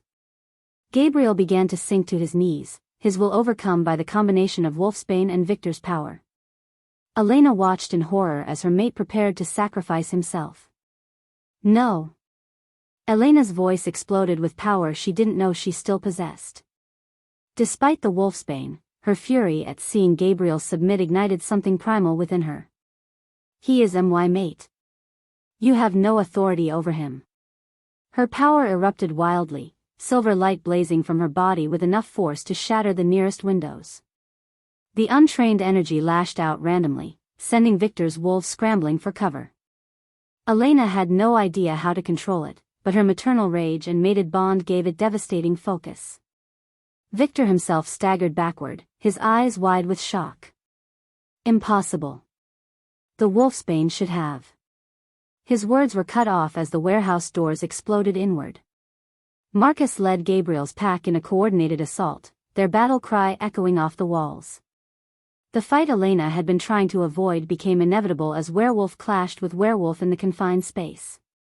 Take Sofia and run. Gabriel shouted over the chaos, his own power returning as adrenaline overcame the wolfsbane's effects. But Elena couldn't move. Her wild power continued to surge uncontrolled, creating barriers of silver light that protected some allies while accidentally hindering others. She was dangerous to everyone around her, friend and foe alike. Mommy. Sofia's voice cut through the battle. I can help. Before Elena could stop her, Sofia slipped from her arms and walked directly into the center of the fighting. The 4-year-old stood among the battling werewolves, her small form beginning to glow with pure, clean light. Stop hurting my family. Sofia commanded, her child's voice somehow carrying over the sounds of battle. The effect was instantaneous and absolute. Every werewolf in the warehouse, Victor's pack, Gabriel's pack, even Victor himself, froze mid-attack. Sofia's power wasn't wild like Elena's or aggressive like the fighters around her. It was pure command, backed by an authority that transcended pack politics and alpha dominance. Now you listen to me, Sofia continued, her voice still carrying that supernatural weight. Fighting is stupid. Mommy and Daddy Gabriel love each other, and nobody gets to hurt them. Elena stared at her daughter in amazement. This wasn't just enhanced werewolf abilities, this was something far beyond what any of them had imagined. Incredible, Father Miguel's voice came from the warehouse entrance. He walked forward calmly, carrying an armload of ancient books, seemingly unbothered by the supernatural standoff around him. She's not just a moon child. She's the moon child. What does that mean? Elena demanded, her power finally stabilizing as Sofia's influence calmed her. Father Miguel opened one of his books to a page covered in illuminated text and intricate drawings. Every few centuries, a child is born with the power to bridge the supernatural and human worlds. The prophecy speaks of one who will end the wars between packs and bring peace between our kinds. Victor's face twisted with fury as he began to understand. She can't be controlled. Exactly, Father Miguel confirmed. Her power comes from love and innocence, not dominance or fear. She can command any supernatural creature, but only to prevent harm, never to cause it. Elena felt relief flood through her as she understood. Sofia wasn't destined to be a weapon, she was destined to be a peacemaker. But Victor's expression shifted from fury to cold calculation. If he couldn't control Sofia, couldn't use her power for his own ends, then she was a threat to everything he'd built. Then she dies, Victor snarled, pulling a silver blade from his coat. If I can't have her power, no one can. He lunged towards Sofia with inhuman speed, the blessed silver blade aimed directly at her heart. Elena saw the attack coming through her enhanced senses, saw that Gabriel was too far away to intercept, saw that no one else could reach Sofia in time. Without thinking, Elena threw herself between Victor and her daughter. The silver blade, designed to kill werewolves instantly, punched through Elena's chest with devastating force. She felt it pierce her heart, felt the blessed metal burning through her supernatural physiology like acid. Gabriel's anguished howl shook the entire building, windows shattering from the raw power of his grief and rage. Through their bond, Elena felt his world ending as hers did. As darkness closed in around her vision, Elena's last coherent thought was that she'd kept her promise. Sofia was safe. If you are enjoying this video, do well to like this video and subscribe to this channel. Chapter 7. Time seemed to stop as Elena collapsed in Gabriel's arms, Victor's silver blade protruding from her chest. The blessed metal had pierced straight through her heart, and Gabriel could feel their bond flickering like a candle in a hurricane. Her life force was ebbing away with each shallow breath, taking his sanity with it. Elena. Gabriel's voice cracked with desperation as he pressed his hands against the wound, trying to stem the flow of blood that gleamed silver in the warehouse's dim light. Stay with me, love. Please, stay with me. But Elena's eyes were already growing distant, her skin taking on the pale gray pallor that meant supernatural death was imminent. The silver blade had done its work too well. No werewolf could survive this kind of wound. Mommy. Sofia's scream pierced the shocked silence that had fallen over the warehouse. She broke free from Father Miguel's protective grasp and ran to her mother's side, her small hands reaching for Elena's face. Mommy, wake up. Please wake up. Gabriel felt his control snapping. His mate was dying, and there was nothing he could do to stop it. The wolf inside him howled with a grief so profound it threatened to tear his soul apart. Power began radiating from his body in waves, raw and uncontrolled, making the very air around them vibrate with dangerous energy. Windows throughout the warehouse began to crack and shatter as Gabriel's anguish manifested itself in pure destructive force. The remaining werewolves, both friend and foe, backed away in terror as they recognized the signs of an alpha going feral. Gabriel, Marcus called out urgently, you have to control yourself. The building won't survive much more of this. But Gabriel was beyond hearing. His amber eyes had gone completely black as his wolf took over, consumed by the need to destroy everything in response to losing his mate. Elena was his heart, his soul, his very reason for existence. Without her, he was nothing but a monster. Daddy Wolf. Sofia's voice was soft but somehow carried over the chaos of Gabriel's grief-fueled power surge. Daddy Wolf, look at me. Something in her tone penetrated Gabriel's feral state. He looked down to see Sofia's tiny hands pressed against Elena's chest wound, silver tears streaming down her cheeks. But these weren't ordinary tears, they glowed with pure, clean light as they fell onto Elena's still form. Mommy can't leave, Sofia whispered, and her voice carried the weight of ancient wisdom that belonged to someone far older than 4 years. We need her. I need her. You need her. Sofia's tears continued to fall, each drop shining like liquid starlight as it touched Elena's wound. The silver blade began to dissolve, not removed but transformed into harmless light that absorbed into Elena's body. The gaping wound in her chest started to close, flesh knitting itself back together with miraculous speed. The Moonchild's ultimate gift, Father Miguel breathed in amazement. She can heal even death itself, if the need is great enough and the love is pure enough. Gabriel watched in stunned silence as color began to return to Elena's face. Her breathing, which had all but stopped, grew stronger and more regular. After what felt like an eternity, her eyes fluttered open, focusing immediately on his face. Gabriel? Elena's voice was weak but clear. Did Sofia, is she safe? She's safe, Gabriel managed, his voice thick with tears. She just saved your life. Elena struggled to sit up, and Gabriel helped her, marveling at the fact that she was alive, whole, breathing in his arms. The wound was completely healed, leaving only a faint silver scar over her heart, a permanent reminder of her sacrifice. Impossible, Victor snarled from across the warehouse. The enemy Alpha had been frozen by Sofia's earlier command, but Elena's near death had broken the spell. No one survives a blessed silver blade to the heart. No one. Victor's face was twisted with rage and desperation. His carefully laid plans had crumbled around him, his pack was scattered and demoralized, and the moon child he'd wanted to control had just performed a miracle that defied every law of supernatural nature. "It's over, Victor," Gabriel said, rising to his feet while keeping Elena and Sofia protectively behind him. "Surrender now, and I'll allow you to leave with your life." "Never." Victor's eyes blazed with insane fury. "If I can't have the moon child, then no one can." Victor launched himself at Sofia with the desperate speed of a cornered predator, claws extended and fangs bared. But he'd underestimated Elena's recovery and her newfound protective instincts. Despite her recent brush with death, Elena moved with fluid grace, intercepting Victor's attack with a burst of silver energy that sent him flying across the warehouse. Her power was no longer wild and uncontrolled, her near-death experience had somehow refined it, making her abilities more focused and precise. "You will not touch my daughter," Elena said, her voice carrying the absolute authority of a Luna protecting her young. Victor struggled to his feet, but Gabriel was already moving. The Alpha's grief had transformed into cold, deadly purpose.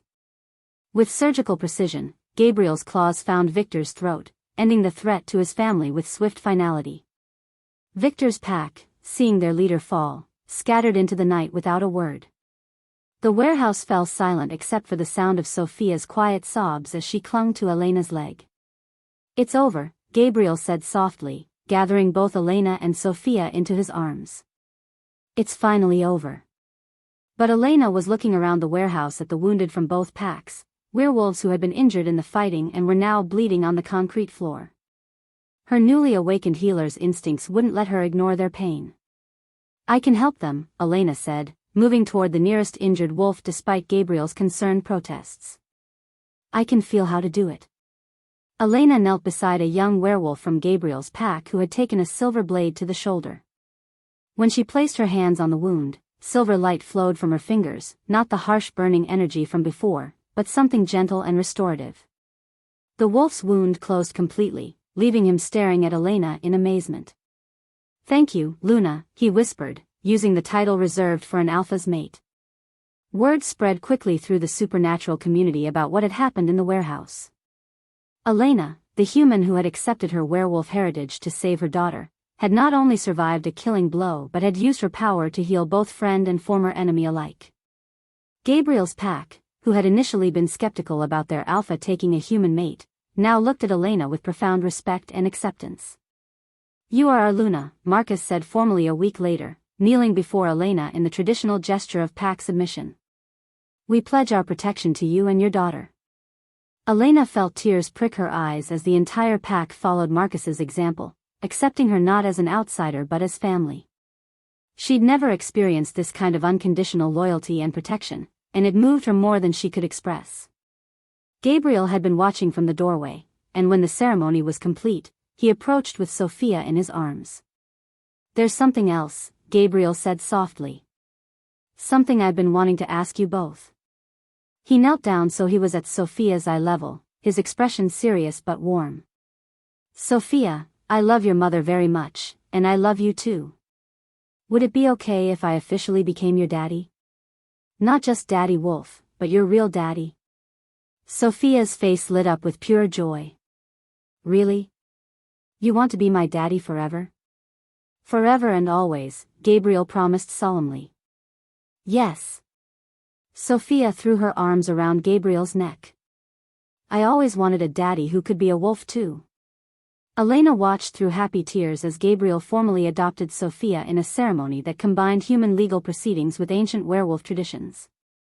When it was complete, Sofia was officially Sofia Stone, daughter of an Alpha and a Luna, protected by an entire pack who would die before allowing harm to come to her. The months that followed brought changes Elena never could have imagined. Gabriel stepped back from the day-to-day operations of his corporate empire, choosing to focus on his pack and family instead. Elena discovered that she loved the werewolf community's emphasis on family bonds and mutual protection. For the first time in her life, she felt like she truly belonged somewhere. Sofia thrived in her new environment, her powers growing stronger but always tempered by her loving nature. She became the pack's little princess, adored by everyone and showing early signs of the wisdom that would one day make her a bridge between the supernatural and human worlds. Elena found purpose in her role as Luna, not just as Gabriel's mate but as a healer and protector of their extended family. Her gentle nature and healing abilities made her beloved by pack members who brought their problems and their wounded to her door. "Are you happy?" Gabriel asked one evening as they sat on the porch of their new home, watching Sofia play with the other pack children in the yard. "Happier than I ever thought possible," Elena replied honestly, leaning against his strong shoulder. "I used to think love meant being afraid of loss, afraid of abandonment, afraid of not being enough. But this..." She gestured at their life around them. "This feels like coming home." Gabriel kissed the top of her head, and Elena felt their bond pulse with contentment and love. They had built something beautiful together, a family, a community, a life filled with purpose and protection. It was a perfect evening, peaceful and full of promise for the future. Which made the knock on their front door all the more jarring. Gabriel tensed immediately, his supernatural senses telling him that whoever stood on their porch was powerful, not threatening, exactly, but carrying an aura of ancient authority that demanded attention. "Are you expecting anyone?" Elena asked, calling Sofia inside with a gesture. "No," Gabriel replied grimly, moving to answer the door with the careful caution of an alpha protecting his territory. The woman standing on their porch was perhaps 50 years old, with dark hair streaked with silver and eyes the exact same shade as Elena's. She was dressed simply but carried herself with a dignity that spoke of noble bloodlines and hidden strength. When she spoke, her voice was warm but carried undertones of power that made Gabriel's wolf take notice. "Hello, Elena," the woman said softly, her gaze moving past Gabriel to focus on Elena with an intensity that was almost overwhelming. "I'm your mother. And it's time you learned the truth about why I gave you away." Elena's world tilted on its axis. The mother who had abandoned her as a baby, who she believed was dead, was standing on her doorstep as if 16 years of absence meant nothing. "That's impossible," Elena whispered, her face draining of color. "My mother died when I was 12. The social worker told me." "The social worker told you what I asked her to tell you," the woman interrupted gently. "I've been watching over you your entire life, Elena. Protecting you from a distance, waiting for the day when you would awaken to your true heritage and it would be safe for me to return." Elena felt Gabriel's steadying presence beside her, felt Sofia's small hand slip into hers, but she couldn't process what she was hearing. "Why now?" Elena asked, her voice barely audible. The woman's expression grew grave. "Because there are forces stirring in the supernatural world that threaten everything we've built. And because you, Gabriel, and Sofia are the key to stopping them." She paused, her eyes moving to Sofia, who was studying her with the unnaturally perceptive gaze of a moon child. "My name is Luna Rodriguez," the woman continued. "And I am the guardian of the old ways. The bloodline you carry, Elena, is far more ancient and powerful than even Father Miguel realizes. You are not just descended from werewolf guardians, you are the last of the moon goddess's chosen daughters." Elena's legs gave out, and only Gabriel's quick reflexes kept her from falling. The peaceful life they'd built, the safety they'd thought they'd secured, was once again under threat from forces beyond their understanding. As Luna Rodriguez stepped across their threshold, Elena realized that their story was far from over. It was just beginning. If you are enjoying this video, do well to like this video and subscribe to this channel. Chapter 8. Elena stared at the woman claiming to be her mother, searching for any resemblance in features that time might have changed. Luna Rodriguez was undeniably beautiful, with the kind of ageless quality that spoke of supernatural heritage, but Elena's heart remained guarded against hope. "Prove it," Elena said quietly. Sofia pressed close against her side. If you're really my mother, prove it. Luna smiled sadly and rolled up her sleeve, revealing a crescent moon tattoo identical to Elena's, except hers was surrounded by intricate symbols that seemed to shift and glow in the lamplight. You were born during the blood moon of October 13th, Luna said softly. Your first word was Luna, not Mama. You had nightmares about wolves until you were 6, and then one day they stopped being scary and started being comforting. And her voice broke slightly. You have a birthmark shaped like a star on your left shoulder blade that you've never shown anyone except Gabriel. Elena's breath caught. Only someone who had bathed her as a baby would know about that birthmark. Why? The word tore from Elena's throat like a sob. Why did you leave me? Do you have any idea what my life was like? Foster homes, aging out of the system, having Sofia alone. I know. Luna's eyes filled with tears. I know, and it nearly killed me to stay away. But Elena, you have to understand, our bloodline carries a responsibility that goes back thousands of years. I had to make sure you were strong enough to bear it. Gabriel moved protectively closer to Elena, his amber eyes fixed on Luna with alpha intensity. What kind of responsibility? Luna looked at Sofia, who was studying her with the unnerving perception of a moon child. May I touch her hand? Just for a moment? Elena hesitated, then nodded. The moment Luna's fingers brushed Sofia's palm, the little girl's eyes went wide. Grandma Luna, Sofia whispered with certainty that made Elena's heart stop. You're the lady from my dreams. The one who teaches me about the moon songs. Moon songs? Elena asked sharply. Luna nodded gravely. Ancient lullabies that can calm any supernatural creature, heal the deepest wounds, and bridge the gap between human and werewolf consciousness. Sofia has been learning them in her sleep since birth, preparing for what's coming. And what exactly is coming? Gabriel's voice carried the edge of an alpha who'd had enough of mysteries threatening his family. Luna walked to the window, gazing out at the full moon hanging low in the sky. The convergence. It happens once every 1,000 years, when the barriers between the human and supernatural worlds grow thin. Traditionally, it's been a time of war, vampires, werewolves, witches, and other supernatural beings fighting for dominance while humans remain blissfully unaware. She turned back to face them, her expression grave. But this time is different. This time, we have a moon child who can unite instead of divide. Sofia isn't just powerful, she's the key to creating permanent peace between our worlds. And the cost? Elena asked, because in her experience, everything came with a price. The cost is that our family will never be normal, Luna admitted. Supernatural leaders from around the world will come seeking Sofia's blessing, her healing, her guidance. We'll be targets for those who prefer war to peace, guardians to a power that could reshape the world. Elena felt the familiar weight of impossible choices settling on her shoulders.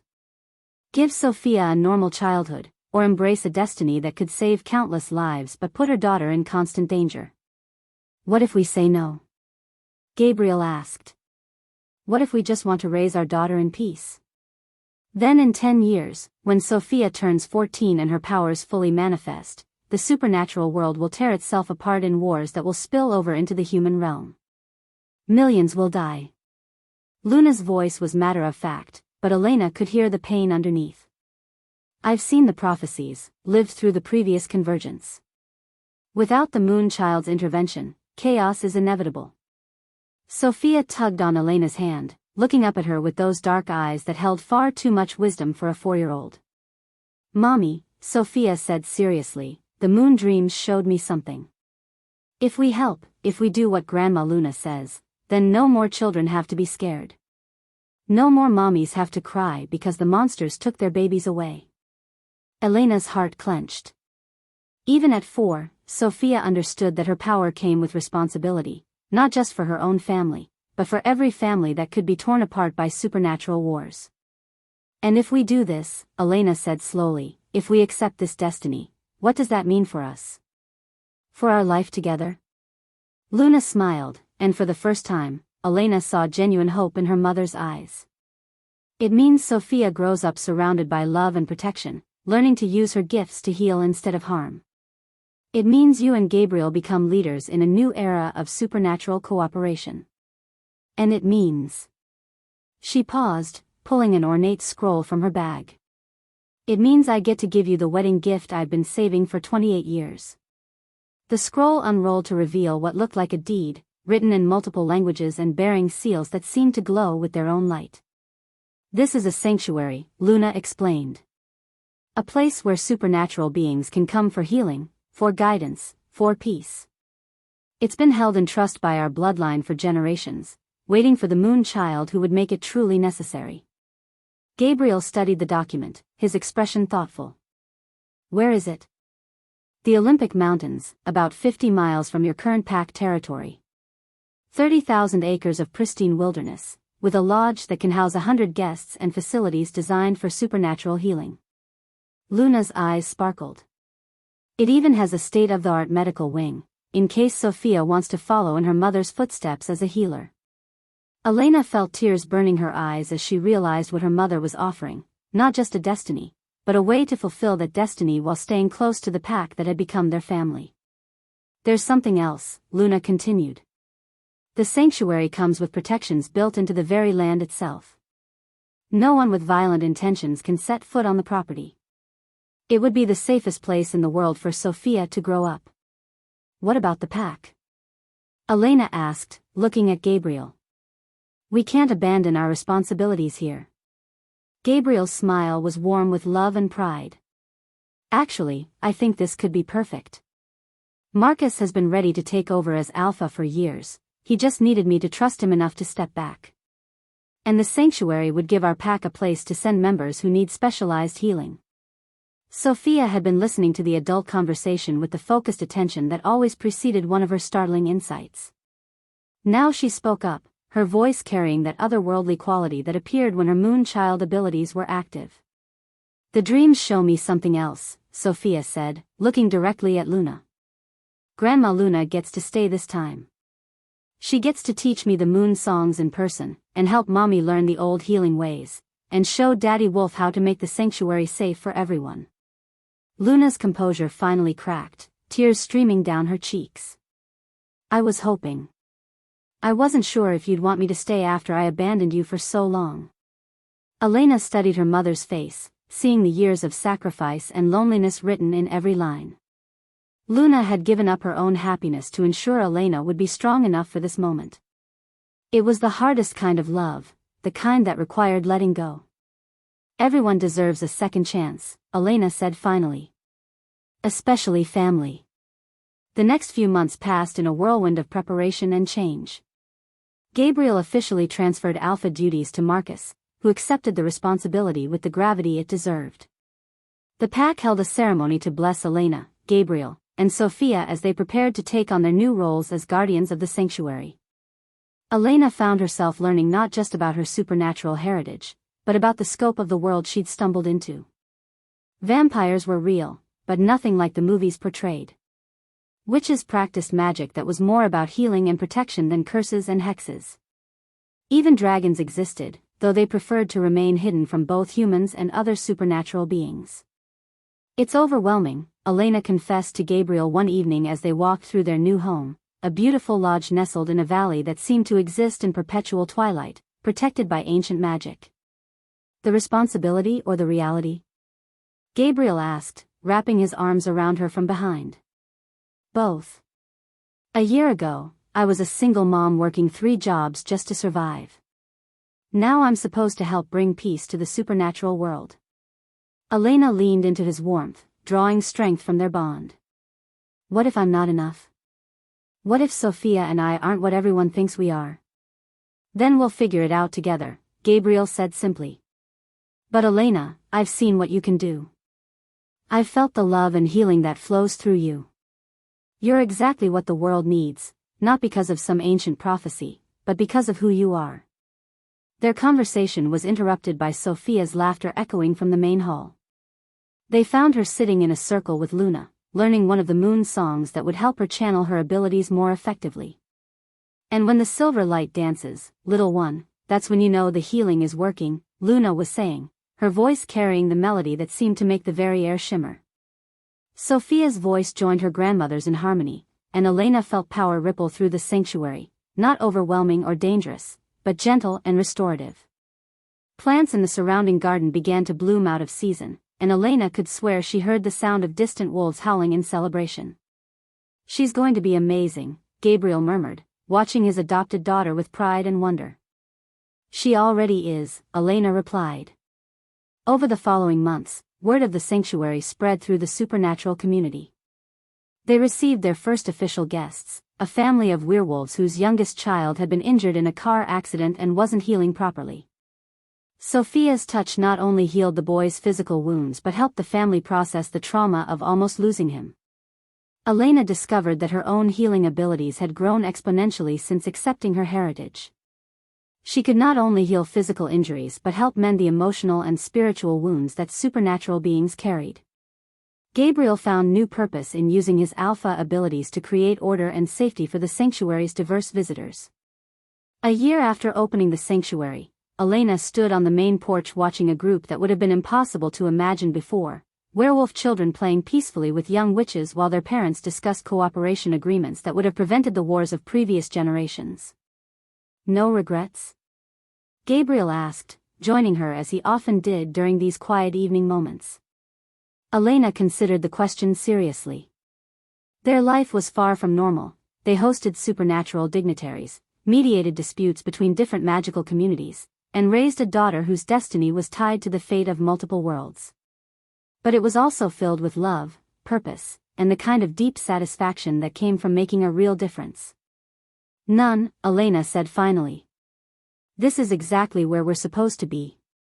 Sofia came running up the porch steps, her face glowing with excitement. At 5 years old, she was already showing signs of the wisdom and power that would one day make her a bridge between worlds. "Mommy, Daddy Wolf." Sofia called out, using the name she still preferred for Gabriel despite his formal adoption. "The new family is here, the ones with the dragon daddy."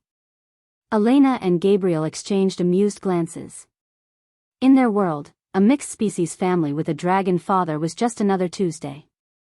"Should we go welcome them?" Gabriel asked. "In a minute," Elena replied, pulling both Gabriel and Sofia into a family hug on their porch. "I just want to remember this moment." As the three of them stood together under the light of the full moon, Elena reflected on the journey that had brought them here. A struggling single mother's worst nightmare on a plane had somehow transformed into the greatest love story of her life, not just romantic love, but the love of family, community, and purpose. Sofia looked up at the moon with the serious expression that always preceded her most profound insights. "The moon dreams are different now," Sofia announced. "They're not about scary things anymore. Now they show me all the good things that are coming, more families finding peace, more children growing up safe, more love in the world." Elena kissed the top of her daughter's head, breathing in the scent of moonflowers and magic that always seemed to cling to Sofia's hair. "And what else do the dreams show you, baby?" Sofia's grin was pure mischief. "They show me that I'm going to be a big sister soon. The moon goddess says you and Daddy Wolf are going to have twins, and they're going to be almost as special as me." Elena's breath caught, her hand moving instinctively to her stomach. She'd been feeling different lately, but with everything happening at the sanctuary, she hadn't had time to consider. Gabriel's eyes went wide as his enhanced senses confirmed what Sofia had somehow already known. "Elena? Twins?" Elena whispered, overwhelmed by joy and terror in equal measure. "Don't worry, Mommy," Sofia said matter-of-factly. "I'll help take care of them. The moon dreams taught me how to sing the baby songs that make little ones stop crying." As Elena looked into the faces of her family, Gabriel with his fierce love and protective strength, Sofia with her otherworldly wisdom and pure heart, and now the promise of new life growing within her, she realized that her story had become everything she'd never dared to dream. She was no longer the struggling single mother who'd boarded that plane in desperation. She was Elena Stone, Luna of the Olympic Sanctuary, healer of the supernatural world, and beloved mate to an alpha who would move mountains to protect their family. But most importantly, she was home. Under the silver light of the full moon, with her family in her arms and their future stretching bright and hopeful before them, Elena finally understood what the moon dreams had been trying to tell her all along. Sometimes the worst day of your life is really the first day of your forever. And this forever, wild and magical and completely impossible, was worth every tear she'd cried to find it. I know you enjoyed this video. Don't forget to hit the like button if you haven't, and so subscribe to this channel for more videos like this. I know you have thoughts and suggestions. I want to see them in the comments section below.